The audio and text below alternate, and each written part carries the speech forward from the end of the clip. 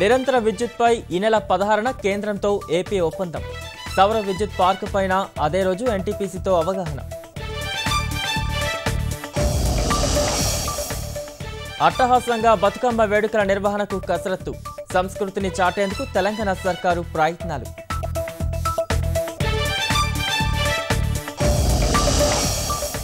మెదక్ నందిగామ ఉప ఎన్నికల పోలింగ్కు సర్వం సిద్ధం.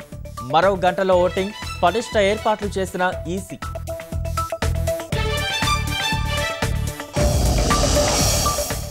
ఇంజనీరింగ్ మలివిడత కౌన్సిలింగ్ పై అంతటా ఉత్కంఠ.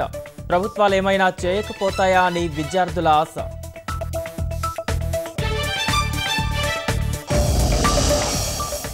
టూజీ కేటాయింపుల్లో మన్మోహన్ తప్పు చేసి ఉండొచ్చు. అప్పట్లోనే లేఖ రాసినా చర్యలు తీసుకోలేదన్న కమల్నాథ్.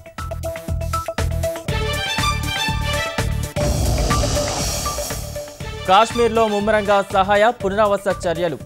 రవాణా, విద్యుత్ వ్యవస్థల పునరుద్ధరణకు ప్రయత్నాలు.